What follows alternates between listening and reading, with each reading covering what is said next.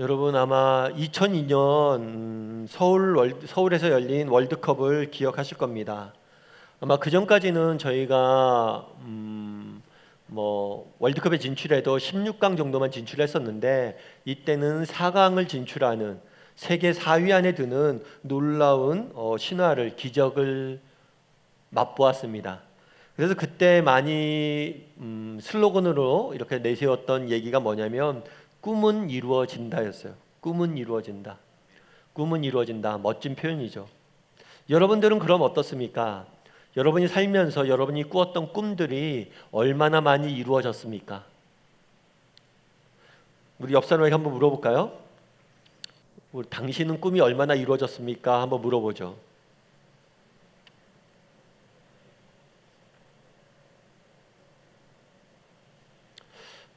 많이 이루어진 것 같습니까? 당신을 만났잖아. 내 꿈이 이루어진 거야. 이런 대답을 하셨죠? 우리가 얼마나 꿈이 이루어졌느냐 했을 때 저는 정말 어렸을 때 꿈을 꿨는데 그 꿈이 이루어졌습니다 라고 고백할 수 있는 사람이 있다면 아마 그런 사람은 행복한 사람이 아닐까 싶습니다. 오늘 본문은 요셉의 꿈이 이루어지는 모습을 보여줍니다. 실제로 요셉은 그냥 꿈이 이루어진 게 아니라 오랫동안 많은 고난과 정말 역경의 시절을 경험했어요. 그리고 그 결과 꿈이 이루어진 것들을 보게 됩니다. 그래서인지 몰라도 더욱더 가치 있고 우리 마음에 웅크람을 주는 장면이 오늘 장면이 아닐까 싶습니다. 저는 오늘 여러분과 함께 꿈의 성취에 대해서 이야기하길 원합니다. 요셉이 꿈은 무슨 꿈이었고 또 그 꿈은 어떻게 이루어졌으며 이 꿈의 이루어짐을 통해서 우리가 배울 수 있는 점은 무엇인지, 그래서 우리도 정말 요셉처럼 하나님 앞에서 꿈을 꾸며 꿈의 성취를 바라보며 살아가는 사람들이 되었으면 좋겠습니다. 첫 번째로 오늘 본문에 살펴보길 원하는 것은 꿈을 생각하고 라는 표현이에요. 먼저 8절과 9절 말씀을 봤으면 좋겠는데요. 오늘 우리가 읽은 건 18절 말씀부터입니다. 그런데 오늘 본문의 이야기는 42장 1절부터 계속해서 진행되는 이야기입니다. 그래서 8절과 9절 말씀은 함께 읽진 않았지만 오늘 본문과 밀접한 연관이 있기 때문에 같이 한번 읽어보았으면 좋겠습니다. 한번 8절과 9절 말씀을 같이 읽도록 하겠습니다. 같이 읽겠습니다. 요셉은 그의 형들을 알아보았으나 그들은 요셉을 알아보지 못하더라. 요셉이 그들에게 대하여 꾼 꿈을 생각하고 그들에게 이르되 너희는 정탐꾼들이라. 이 나라의 틈을 보려고 왔나이다. 요셉이 애굽의 총리가 됩니다. 지난 시간에 배운 것처럼 요셉이 애굽의 총리가 돼요. 요셉이 애굽의 총리가 된 다음에 어떤 일이 있었냐면 바로가 꿈 그대로 또 요셉이 해몽한 꿈 그대로 애굽 땅에 풍년이 듭니다. 이 풍년이 들었을 때 요셉은 그 애굽의 풍년이 든 것을 잘 저축을 해놔요. 그리고 그런 다음에 풍년이 끝난 다음에 오랜 세월 기근과 가뭄이 시작됩니다. 굶주림이 시작이 되죠. 그러자 요셉은 풍년의 시기 동안에 모아놨던 걸 가지고 애굽의 백성들을 먹입니다. 그런데 단순히 애굽의 백성들뿐만 먹인 게 아니라 애굽 지역뿐만 아니라 그 일대 근동아시아에 있는 많은 나라의 사람들이 애굽에 먹을 것이 있다는 소식을 듣고 와서 음식을 구합니다. 이 시기를 통해서 애굽은 굉장히 많은 부를 축적하게 돼요. 그런데 애굽 땅에 가뭄이 들었을 때 동일하게 야곱과 또 요셉의 형들이 있는 가나안 땅에도 가뭄이 듭니다. 그래서 그곳에서도 배고파지죠. 식량이 없어집니다. 곡식이 없어져요. 그래서 요셉의 형들이 식량을 구하려고 애굽에 내려오게 됩니다. 그런데 이 애굽에 내려왔을 때 애굽의 총리로 누가 있었던 거예요? 요셉이 있었던 겁니다. 요셉의 형들이 애굽의 노예로 팔았던 그 요셉이 총리가 되어 있었던 거예요. 그런데 오늘 본문에 보면 8절과 9절에 이런 말씀이 있죠. 요셉은 그의 형들을 알아보았으나 그들은 요셉을 알아보지 못하였더라. 오늘 사건이 언제 일어났냐면 그들이 헤어진 지 20년이 넘게 지난 다음에 있었던 일이에요. 20년의 세월이 지났으니까 서로의 얼굴이 많이 변했겠죠. 서로의 모습이 변했어요. 하지만 요셉은 형들을 대번에 알아볼 수 있었습니다. 그런데 그 형들은 요셉을 알아보지 못했다라고 이야기를 해요. 그럼 왜 알아보지 못했을까요? 외모가 변해서 그랬을까요? 외모가 변한 건 똑같아요. 아마도 형들이 요셉을 알아보지 못한 이유는 한 가지겠죠. 선입견입니다. 선입견. 요셉은 죽었을 거라고 생각했을 거예요. 형들은 요셉을 애굽의 노예로 팔았습니다. 그 당시에 노예로 타국에 팔려가면 결과는 뻔해요. 다 죽었을 거라고 생각을 했어요. 그래서 요셉이 죽었을 년이라고 생각하니까 요셉이 총리의 모습으로 나타나도 알아보지 못한 거죠. 그만큼 사실 선입견은 무섭습니다. 이 선입견은 우리가 살면서도 많이 경험하죠. 뭐 가끔 그런 경우가 있죠. 집안에서 애가 방에 혼자 있어요. 애가 방에 혼자 있으면 당연히 뭐라고 생각합니까? 야, 너 또 게임하지? 그럼 아빠는 쓸데없이 게임 안 해요. 공부해요. 그런 얘기 하죠. 막연히 우리 안에 선입견이 있는 거죠. 방에 혼자 있으면 게임할 거다. 뿐만 아니라 직장이나 사회생활 할 때도 마찬가지예요. 선입견이 있습니다. 그리고 이 선입견으로 해서 많이 오해하고 많은 서로에게 상처를 주는 경우들이 있어요. 최근에 복면가왕이라는 TV 프로그램이 많이 유행했다고 그러더라고요. 사람들이 복면을 쓰고 노래를 해요.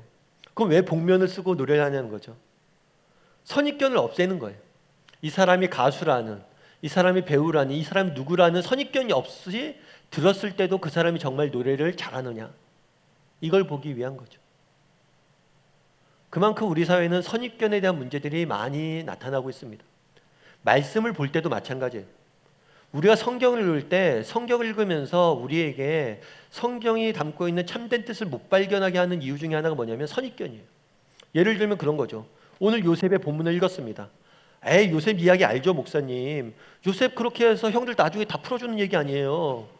요셉이 총리가 돼서 형들 살려주는 얘기 아니에요. 우리는 이미 알고 있다는, 내가 들었다는 선입견이 있습니다. 그래서 미리 다 재단을 내요. 그러다 보니까 정말 말씀이 주는 참된 의미를 못 발견하는 경우가 있어요. 그래서 말씀을 읽을 때도 선입견을 버리는 게 중요합니다. 그래서 선입견을 버리는 방법 중에 하나는 뭐냐면 낯설게 하게, 낯설게 하게. 마치 처음 성경책을, 요셉의 이야기를 듣는 것처럼 성경을 읽을 필요가 있습니다. 이건 단순히 성경뿐만 아니라 모든 면에서 마찬가지입니다. 요셉은 형들을 알아봤지만 형들은 요셉을 알아보지 못했습니다. 그런 다음에 어떤 표현이 있냐면 그들은 요셉을 알아보지 못하더라. 요셉이 그들에게 대하여 꾼 꿈을 생각하고. 형들의 모습을 보면서 요셉이 생각난 게 있어요. 그건 뭐냐면 자신이 꾼 꿈이었어요. 그럼 이 꿈의 내용이 뭐냐? 요셉이 어린 시절에 꿈을 하나 꿉니다. 어떤 꿈을 꾸냐면 형들이랑 같이 들판에 나가서 곡식에 단을 묶어요. 곡식에 단을 딱 묶는데 이상하게 요셉이 묶은 단은 가만히 가운데 서 있는데 형들이 묶은 단은 요셉의 단에게 절하는 거예요. 그 꾸었던 꿈을 생각한 거죠. 그 꿈과 똑같죠. 요셉이 총리로 가만히 있고 형들이 그에게 엎드려져 있는 겁니다. 요셉이 꾼 꿈을 그대로 뭐 했어요? 꾸게 된 거예요. 그 꿈이 그대로 이루어진 거예요. 그런데 재밌는 것은 그 다음에 반응이에요. 뭐냐면 처음에 요셉이 이 꿈을 꿨을 때는 요셉이 이 꿈을 형들과 아버지한테 얘기하면서 자랑을 합니다. 이 요셉이 꾼 꿈을 자랑함으로 인해서 뭐가 되는 거예요? 형들이 시기에 질투에 빠지죠.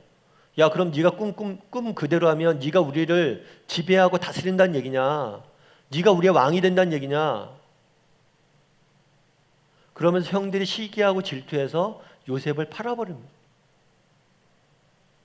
그런데 처음에 그 꿈을 꿨을 때 요셉은 자랑을 해요. 그런데 오늘 본문에서 뭐라고 그래요? 꿈을 생각했다라고 이야기하는 거예요. 무엇을 생각했을까요? 이 꿈의 의미를 생각했던 거예요. 어쩌면 요셉도 이 꿈의 의미를 착각했을지 몰라요. 아, 내가 형들을 다스리는구나. 이 집안에서 내가 상속자가 되는구나. 아니에요. 왜 하나님께서 그에게 꿈을 꾸게 했냐는 거예요. 이 꿈을 줬냐는 거예요. 아니, 왜 요셉이 애굽에 와 있냐는 거예요. 왜 내가 총리가 되었냐는 거예요. 형들을 다스리기 위함이 아니라 뭘 하기 위함이었어요? 형들을 섬기고 그들을 구원하기 위함이었어요. 그날의 꿈을 꿨는데 이 꿈이 무엇인지, 이 꿈의 참된 의미가 무엇인지 이제야 발견한 거예요. 그 의미는 무엇입니까? 형들을 섬기는 거였어요. 내가 다스리는 게 아니라 섬기는 거였어요. 이 부분을 오해함으로 인해서 많은 상처, 아픔이 요셉의 가문에는 있었습니다. 사실 우리가 이런 오해를 많이 하죠. 특별히 하나님과의 관계에서 오해를 많이 합니다. 보통 세상 사람들은 그렇게 이야기해요. 하나님 믿으세요. 그렇게 신을 믿으세요. 그러면 신은 어떤 존재냐? 인간 위에서 군림하며 인간을 다스리고 인간을 지배하는 게 신이라고 생각을 해요. 하지만 우리가 믿는 하나님은 그런 하나님이 아니에요. 누가 누구를 섬기고 있냐는 거예요. 하나님께서는 그의 하나밖에 없는 아들을 우리를 위해서 주셨습니다. 뿐만 아니라 그의 하나밖에 없는 하나님이시는 예수님께서는 우리를 대신해서 십자가에 죽으셨어요. 십자가에서 대신 죽는 사람이 신입니까? 섬기는 사람입니까? 대신 죽음을 당한 사람이 섬기는 사람입니까? 막연히 하나님 신은 인간의 섬김을 받는다고 하지만 우리가 믿는 하나님은 철저히 인간을 섬기는 분이세요. 그날의 요셉의 꿈도 마찬가지였어요. 마치 꿈은 요셉이 형들의 섬김을 받는 것처럼 되어 있지만 그렇지 않아요. 오히려 요셉이 그 형들을 구원하고 섬겨길 바랬던 게 하나님의 꿈의 내용입니다. 꿈을 생각하고 그제서야 그 꿈이 생각났고 그 참된 의미를 요셉이 깨닫게 된 거죠. 그런데 우리가 한 가지 기억할 점이 있어요. 이 꿈을 꾼 게 언제냐는 거예요. 이 꿈을 꾼 게 20년 전입니다. 20년 전에 꾸었던 꿈 하나 요셉이 과연 기억하고 있을까요? 그 형들은 기억하고 있을까요? 그 형들은 이미 잊은 지 오래입니다. 요셉도 어쩌면 그 꿈을 다 잊었을 수 있어요. 왜요? 잊을 수밖에 없죠. 내가 집안의 가장이 되는 줄 알았는데 어느 날 집에서 쫓겨났을 뿐만 아니라 고향에서 쫓겨나서 이방 객지에 와서 노예로 살다가 감옥에 가서 정말 갇혀서 죽을 뻔 살 뻔했는데 어렸을 때 꿈이 무슨 의미가 있었겠어요? 그 꿈을 기억하면서 난 잘 될 거야 이렇게 생각했겠습니까? 다 잊었겠죠. 바로 이 순간이 돼서야 그 꿈이 생각난 거예요. 요셉은 잊고 살았습니다. 하지만 하나님께서는 결코 잊지 않으셨어요. 우린 다 잊었지만 인간은 잊었지만 하나님은 기억하고 계셨다는 거예요. 저도 사실 이런 경험들 많이 합니다. 젊은 날 제가 하나님 앞에 정직히 기도했던 것 저도 다 잊어버렸어요. 하지만 우리 하나님께서 그 꿈들을 다 기억하시고 그 기도들을 다 기억하시고 응답하시는 것을 경험하게 됩니다. 저는 고등학교 때까지 열심히 교회 다녔는데 대학교 시절에 이제 교회를 잘 안 다녔어요. 이방 문화가 좋아서 이방 형제자매들과 놀면서 교회를 등한시했어요. 그러다가 나중에 대학교 졸업반쯤 됐을 때 회심하고 다시 교회에 나가기 시작했습니다. 그때 들었던 생각이 그런 게 있었어요. 젊은 시절을 너무 낭비했다 이런 생각이 있었어요. 그래서 막연하게 그때 믿음도 좋지 않았는데 막연하게 그런 기도를 드렸어요. 하나님께서 제게 어떤 재능도 주시고 여러 가지 은사도 주셨을 텐데 제게 있는 재능과 은사를 가지고 하나님 나라를 위해서 좀 썼으면 좋겠습니다. 막연히 기도했어요. 그리고 저도 잊었죠. 그런데 세월이 흐른 다음에 어느 날 제가 목사가 되어 있더라고요. 그 과정에 하나님께서 많은 것들을 일하셨겠죠. 뿐만 아니라 제가 기도했던 것 나도 잊은 것이 많았지만 어느 날 그런 생각들이 드는 경우들이 있어요. 참 그때 이런 생각을 했는데 어느새 내 생에 이루어져 있네. 여러분 안데르슨이라는 작가를 아실 거예요. 동화의 아버지라고도 불리는 사람입니다. 특별히 어른들을 위한 동화를 많이 그렸다고 알려져 있어요. 그런데 안데르센이 물어봤어요. 어떻게 그렇게 위대한 작가가 될 수 있었습니까? 그랬더니 안데르센이 무슨 얘기를 했냐면 아버지 때문이라고 그래요. 왜 아버지 때문입니까? 안데르센의 아버지는 가난한 구두 수선공이었어요. 집도 가난하고 구두 수선공이고 별 볼 일 없는 직업이죠. 돈도 많이 못 벌고. 그러다 보니까 안데르센에게 많은 것들을 해줄 수 없었어요. 특별히 워낙 가난하고 그러다 보니까 안데르센이 학교에서 왕따를 당했어요. 야, 쟤랑 놀지 마라. 저런 집에 있는 사는 애랑 놀지 마라. 그래서 늘 안데르센은 외톨이였어요. 그때 아버지가 그래, 친구가 없으면 나랑 놀자 하고 아들과 놀아줬어요. 특별히 장난감 같은 거 사줄 여력이 안 됐죠. 그래서 길가에서 나무 조각을 모아다가 나무 조각을 가지고 인형극을 같이 하면서 아버지가 놀아줬다는 거예요. 그때 어렸을 때 같이 인형극을 했던 그 인형극이 자기가 썼던 동화의 모든 동화의 원천이 됐다는 거예요. 그 아버지는 신실한 믿음의 사람이었어요. 그 아버지가 어렸을 때 아들을 위해서 기도하며 놀아줄 때 이게 무슨 의미일지 어떻게 알았겠습니까? 하지만 그 아버지가 믿음을 갖고 기도하면서 이 아이를 위해서 놀아줬을 때 그걸 토대로 하나님께서 이 일을 하시잖아요. 우리도 마찬가지예요. 그날의 요셉이 꿈을 꿨을 때 그 꿈을 꾸고 22년이 지났습니다. 그 꿈과 전혀 무관한 내 인생을 살았고 그 꿈은 내 인생에 사라진 것처럼 느껴졌어요. 하지만 하나님께서 그 꿈을 잊지 않으시고 기억하시고 이루셨습니다. 우리도 마찬가지예요. 우리 다음의 식구들이 정말 정직한 마음을 하나님 앞에 꿈꿨으면 좋겠습니다. 정직한 마음을 하나님 앞에 기도했으면 좋겠습니다. 정말 우리는 잊고 우리는 기억하지 못해도 우리 하나님께서는 기억하시고 반드시 이루실 것입니다. 그런 믿음을 가지고 또 하나님 앞에 기도할 줄 아는, 꿈꿀 줄 아는 저와 여러분이 되기를 주님의 이름으로 소원합니다. 두 번째로 살펴보길 원하는 것은 괴로움이 우리에게 임하도다라는 표현이에요. 우리 10절과 11절 말씀 같이 한번 읽어보았으면 좋겠습니다. 같이 읽겠습니다. 그들이 그에게 이르되 내 주여 아니니이다. 당신의 종들은 곡물을 사러 왔나이다. 우리는 다 한 사람의 아들로서 확실한 자들이니 당신의 종들은 정탐꾼이 아니니이다. 무슨 얘기가 있었냐면 요셉이 꿈을 생각을 해요. 꿈을 생각하고 갑자기 뭐라고 얘기하냐면 아니다, 너희가 정탐꾼이다 얘기를 해요. 정탐꾼. 너희가 스파이라는 거죠. 왜 갑자기 요셉은 형들에게 스파이라고 얘기했을까요?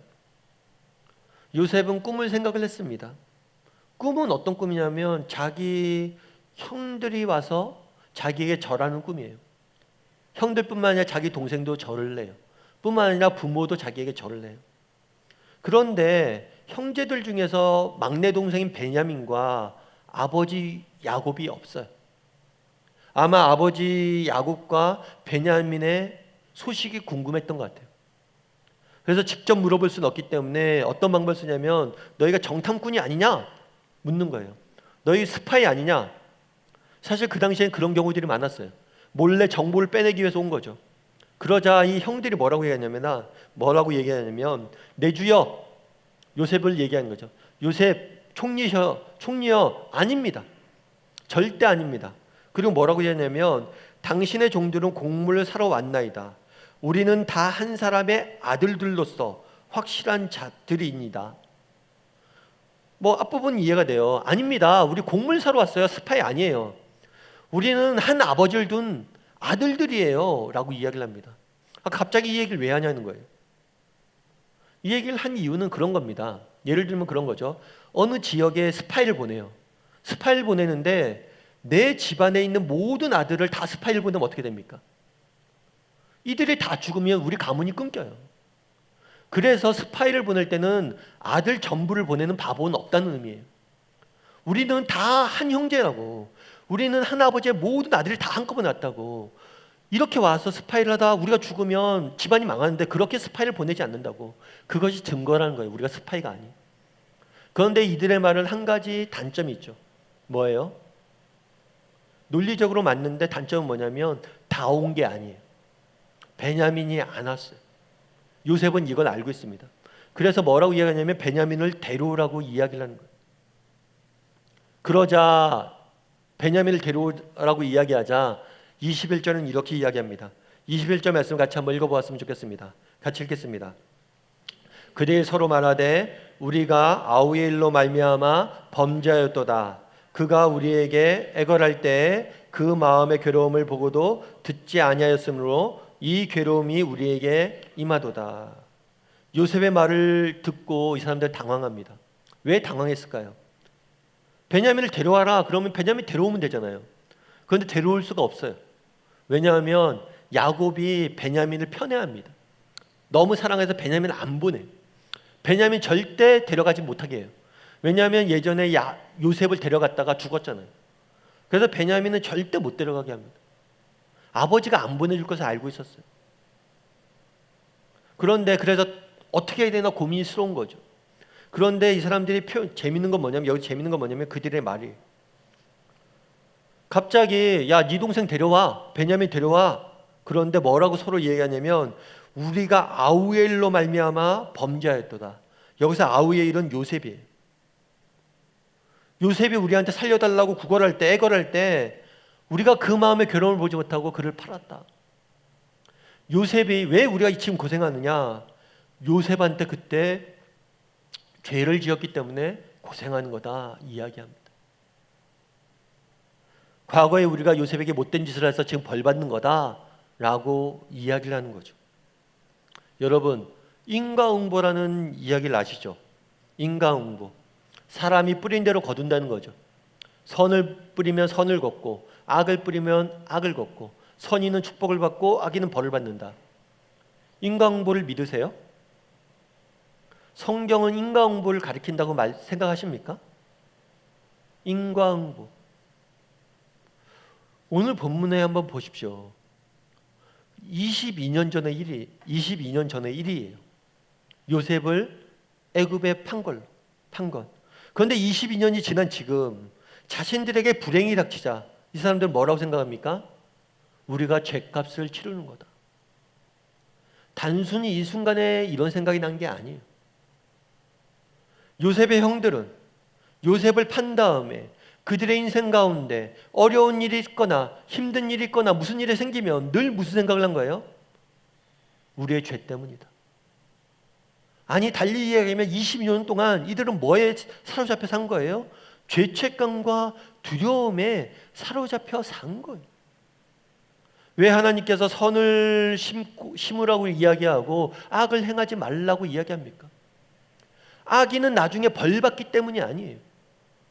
악 자체에 이미 형벌이 내포되어 있어요. 그들이 요셉을 판 다음에 어떻게 됐습니까? 22년 동안 그들은 무엇에 사로잡혀 살았습니까? 죄책감과 두려움에 사로잡혀 살았어요. 우리가 동생이 잘못했고 우리는 반드시 벌 받을 거다.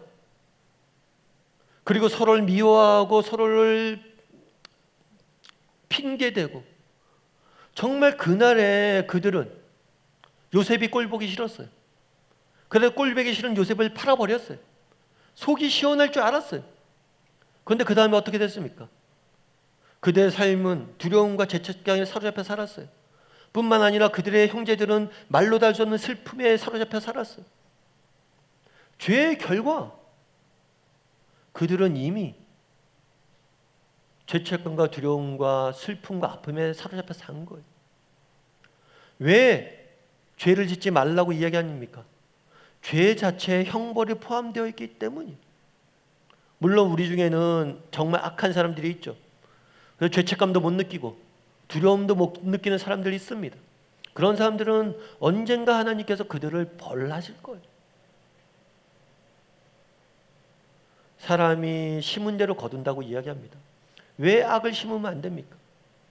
악의 결과는 두려움과 죄책감과 공포와 아픔이기 때문에. 그런데 우리는 한 가지 기억할 것이 있어요. 그건 뭡니까? 은혜예요, 은혜. 형들은 요셉을 팔아버렸습니다. 시기와 질투로. 실수한 거죠. 잘못한 거예요. 그리고 20년 세월 동안 그 죄책감에 사로잡혀 살고 있었습니다. 하지만 하나님께서는 그들의 삶의 은혜 가운데 은혜를 베풀었죠. 그들의 실수와 좌절마저도 그들을 구원하는 도구로 선하게 하나님께서 사용하신 것. 우리의 실수와 실패와 좌절마저도 하나님께서 선하게 사용하신 겁니다. 긴츠구로이라는 도자기 기법이 있어요. 이거는 금꿰매기라고도 불리는 도자기 기법이에요. 이거는 일본 도자기 기술 중에 하나예요. 일본 도자기 기술이 어떻게 되었냐면 일본에 어떤 왕이 있었어요. 이 왕이 애주중지하는 도자기가 하나 있었어요. 그런데 이 도자기가 깨집니다. 도저히 깨져서 이것들을 어떻게 고칠 수 있을까 연구하다가 중국에 보내요. 그런데 중국에서 잘 못 고쳐요. 원상복귀가 안 되는 거예요. 그래서 붙여왔는데 너무 모양새가 안 좋은 거예요. 그래서 이것들을 고칠 수 있는 장인을 모집합니다. 그런데 어떤 한 장인이 와서 이 도자기를 다시 붙이는데 그 붙인 깨졌던 부분에 금을 발라요. 그래서 처음 도자기가 있었던 것보다는 더 아름다운 도자기가 된 거예요. 그래서 이 금꿰매기 기법은 이후에는 도자기가 깨지지 않음에도 불구하고 일부러 금칠을 하는 경우들이 있어요. 더 멋지게 보여주려고. 그래서 이 기법의 특징은 이거예요. 많은 사람들이 깨어진 것은 가치가 없다고 생각하는데 그렇지 않다는 거죠. 진정한 아름다움은 상처와 아픔을 딛고 일어날 때 이루어지는 것임을 이 기법을 통해서 보여준 거예요. 우리 인생도 마찬가지가 아닐까 싶습니다. 똑같은 깨진 도자기지만 누구의 손에 잡혔냐에 따라서 새롭게 이렇게 아름답게 태어날 수 있는 거예요. 우리 인생도 마찬가지. 비록 우리는 실수하고 좌절하고 넘어지지만 우리 하나님께서 우리 인생에 깨져진 부분들을 붙이시고 금을 바르시고 새롭게 하실 거예요. 그게 우리가 믿는 은혜입니다. 요셉의 형들을 보십시오. 요셉의 가정의 일들을 보십시오. 얼마나 많은 실수와 좌절과 아픔이 있었습니까? 하지만 인간의 악함조차도 실수조차도 좌절조차도 하나님의 아름답게 꿰매는 모습들을 보게 됩니다. 바라기는 우리 다음의 식구들이 정말 하나님께서 우리의 실패와 좌절마저도 아름답게 꿰매실 것을 믿고 정말 하나님의 손길을 의지하고 살아갈 줄 아는 저와 여러분이 되기를 주님의 이름으로 소원합니다. 그리고 마지막으로 살펴보길 원하는 것은 떠나가서 울고예요. 23절과 24절 말씀 같이 한번 읽어보았으면 좋겠습니다. 같이 읽겠습니다. 그들 사이에 통역을 세웠으므로 그들은 요셉이 듣는 줄을 알지 못하였더라. 요셉이 그들을 떠나가서 울고 다시 돌아와서 그들과 말하다가 그들 중에서 시므온을 끌어내어 그들 눈앞에 결박하고. 형들이 이런 얘기를 해요. 정말 우리가 범죄해서 이렇게 고생을 하는 거다. 아우에게 우리가 잘못했다. 이 이야기를 요셉이 옆에서 듣고 있었습니다. 그런데 요셉이 듣고 있었음에도 불구하고 형들이 이런 얘기를 한 이유는 뭐냐면 요셉인지도 몰랐고 또 애굽 사람이기 때문에 자신의 말들을 못 알아듣는다고 생각한 것 같아요. 그래서 이 이야기를 듣고 요셉이 멀리 가서 울었다라고 성경 기록하고 있습니다. 그런데 재밌는 건 이 울었다라는 표현이에요. 울었다. 멀리 가서 울었다. 사실 요셉이 울었다. 요셉이 울었다는 표현이 여기 처음 등장해요. 그 전에 요셉이 노예로 팔려갈 때, 요셉이 억울하게 누명을 써서 감옥에 갈 때, 감옥에서 죽도록 고생을 할 때 울지 않아요. 그런데 여기서 웁니다.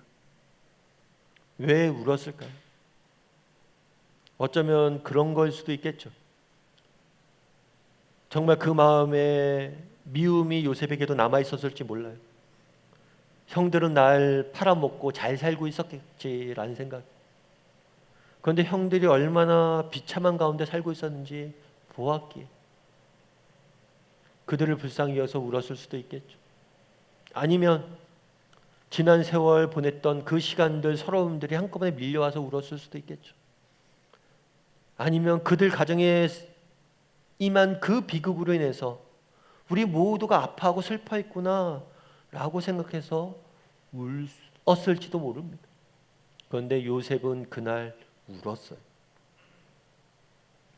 예전에 인사이드 아웃이라는 영화가 유행했던 적이 있어요. 이 인사이드 아웃은 우리 인간 내면에 있는 다양한 감정들에 대해서 다루고 있는 영화예요. 기쁨도 있고 슬픔도 있고 분노도 있고 여러 가지 감정들이 있죠. 그런데 이 인사이드 아웃에서는 슬픔이란 감정에 대해서 좀 더 다룹니다. 이 주인공이 여자 주인공인데 라일이라는 주인공이에요. 그런데 환경의 심각한 변화를 경험합니다. 그리고 관계의 어려움을 경험해요. 그러면서 점점 슬픔이란 감정이 커집니다. 그러다 보니까 슬픔으로 인해서 우울해지고 비능률적으로 변하고 비관적으로 점점 사람이 변해가요. 그래서 무슨 생각을 하냐면 이 슬픔이란 무익하고 불필요한 존재다라고 생각을 합니다. 그런데 영화의 마지막에는 이 슬픔의 소중함을 생각을 해요. 왜냐하면 인생의 소중한 추억들은 대부분 슬픔이라는 시간들을 통해서 얻어졌다는 거예요. 슬픔의 가치에 대해서 이야기하는 거죠. 어떤 미네소타에 있는 폴 램지라는 연구팀이 있어요. 이 연구팀이 한 번은 그런 조사를 해봤대요. 사람들을 모아놓고 두 그룹을 나눕니다. 한쪽 그룹은 양파를 까게 해요. 양파를 까면 뭐가 나오죠? 눈물이 나와요. 그래서 양파를 깔 때 나오는 눈물을 조사를 해봅니다. 또 한쪽은 뭘 했냐면 슬픈 영화를 보게 해요. 그 슬픈 영화를 보면 뭘 하죠? 눈물을 흘려요. 이 눈물을 조사를 해요. 근데 똑같은 눈물인데 이게 사람이 눈물을 흘릴 때 몸에 있는 독소가 함께 눈물을 통해서 나온다고 그래요. 그런데 양파를 깔다가 나오는 눈물에는 이 독소가 많지 않대요. 그런데 정말 슬퍼서 흘리는 눈물에는 이 독소가 굉장히 많이 포함되어 있다. 그래서 이 슬픔의 눈물이 우리 인생에 필요하다는 거죠. 사실 오늘날 현대사회는 각박합니다. 나이가 들수록 느껴지는 게 뭐냐면 울 수 있는 시간과 여건이 많지 않다는 거예요. 아니, 우리가 울 때 우리의 눈물을 닦아줄 사람들이 주변에 많지 않음을 느끼게 됩니다. 하지만 우리는 하나님이 계시잖아요. 요셉은 그날 멀리 가서 울었다라고 이야기합니다. 어쩌면 우리에게도 울음이 필요합니다. 우리가 믿음이 있지만 우리도 울어야 돼요. 특별히 우리는 누구 앞에 울 수 있습니까? 하나님 앞에 울 수 있잖아요. 여러분 인생에 아픔이 있습니까? 슬픔이 있습니까? 서러움이 있습니까? 누구에게도 내놓지 못한 인생의 이야기들이 있습니까? 하나님 앞에 가서 울었으면 좋겠습니다. 하나님 앞에 갈 때 울 때 하나님께서 필요한 위로도 주시고 은혜도 주시고 그 눈물을 모아 우리의 영광의 상처가 되게 하실 겁니다. 그리고 특별히 정말 눈물 흘릴 줄 아는 사람, 아픔을 볼 줄 아는 사람이 되었으면 좋겠습니다. 정말 이 땅의 아픔을 보고도 울 줄 알고 정말 우리 개인의 아픔을 보고도 울 줄 아는 그런 사람이 되기를 주님의 이름으로 소원합니다.